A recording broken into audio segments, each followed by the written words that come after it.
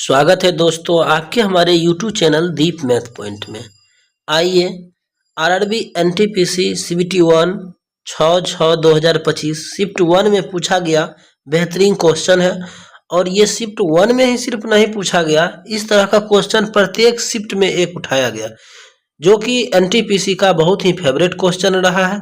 और इसे यदि आप प्रोसेस से बनाइएगा तो आपको बहुत ज़्यादा टाइम लगेगा और एग्जाम में शायद आप बना भी नहीं पाइएगा। और आज जो हम ट्रिक बता रहे हैं, इस ट्रिक से आपको पूरे यूट्यूब पर कहीं भी देख लीजिएगा, इस ट्रिक से आपको नहीं बताया गया होगा। ठीक है, तो इसीलिए पूरी वीडियो में बने रहें। और यदि आपको कुछ सीख मिलता है हमारी वीडियो से तो इसे सब्सक्राइब चैनल को जरूर करिए, शेयर करिए, लाइक करिए, अपने वैसे मित्रों तक पहुँचाइए जिसे मैथ से डर लगता हो। ठीक है, तो आइए आज का प्रथम क्वेश्चन देखते हैं।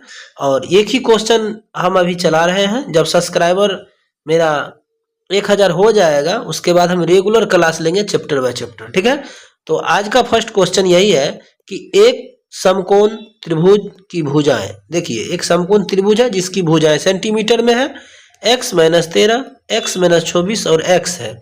इसका क्षेत्रफल सेंटीमीटर स्क्वायर में ज्ञात कीजिए। बहुत ही बेहतरीन क्वेश्चन है।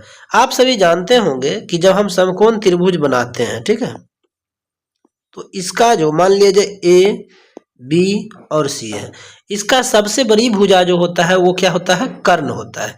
जैसे यहाँ पर देखिएगा तो इन सभी में सबसे बड़ी भुजा x है, तो हम x को कर्ण मान लेंगे।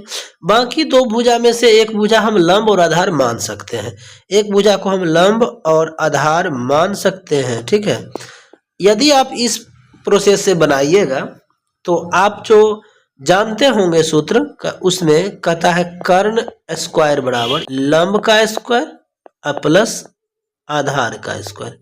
आप इस पर बनाइएगा, उसके बाद x का मान निकालिएगा। ठीक है, उसमें बहुत टाइम लगेगा। हम जो बता रहे हैं वो देखिए। हम लोग जानते हैं कि समकोण त्रिभुज रूल होता है कि कर्ण का स्क्वायर बराबर लंब का स्क्वायर प्लस आधार का स्क्वायर। और हम लोग ये भी जानते हैं कि सबसे छोटा ट्रिपलेट जो है समकोण त्रिभुज का वो क्या होता है, तो वो होता है आपको 3, 4 और 5। मतलब क्या, ट्रिपलेट आप जानते होंगे, यहाँ पर क्या 5 का स्क्वायर जब करिएगा यानी 25, तो 4 का स्क्वायर और प्लस 3 का स्क्वायर जोड़ने के बाद 5 का स्क्वायर होगा। यानी 5 जो सबसे बड़ी भुजा है वो क्या हो गया, 5 जो सबसे बड़ी भुजा है वो मेरा कर्ण हो गया। ठीक है, बाकी आप लंब और आधार मान सकते हैं।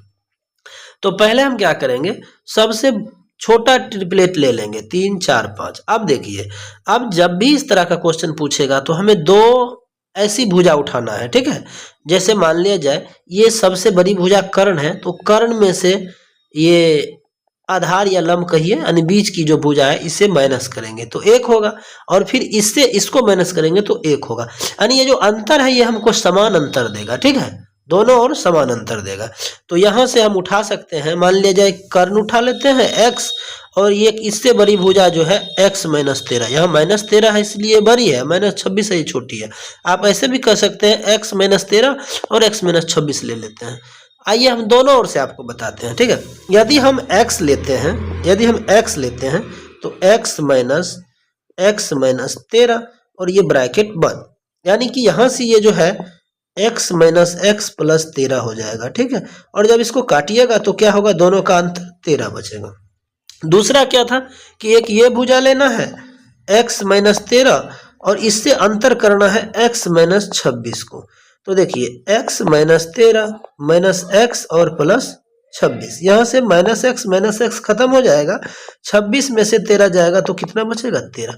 यानी दोनों ओर से आपको समान अंतर आ रहा है।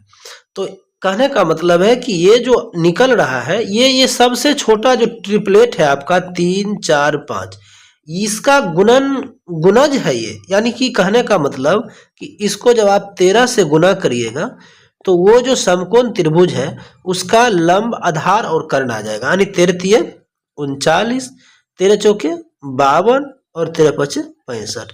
अब हम यहाँ से कह सकते हैं कि समकोण त्रिभुज जो मेरा था उसका कर्ण 65 है और लंब या आधार 52 होगा और लंब या आधार 39 होगा। मान लीजिए ये लंब है तो ये आधार है। ठीक है, लंब 39, आधार 52 और कर्ण 65, यानी 65 का स्क्वायर बराबर ये दोनों का स्क्वायर करके जोड़िएगा तो अब सभी आदमी जानते होंगे कि समकोण त्रिभुज का क्षेत्रफल बराबर होता है 1/2 और लंब गुने आधार।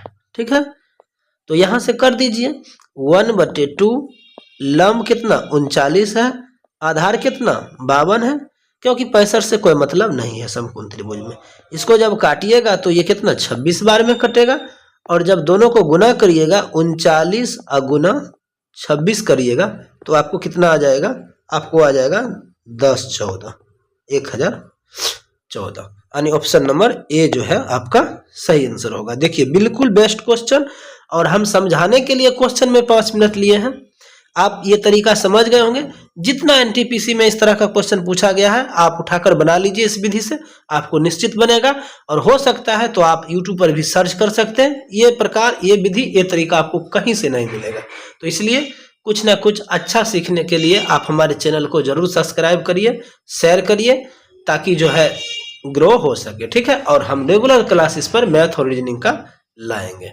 धन्यवाद।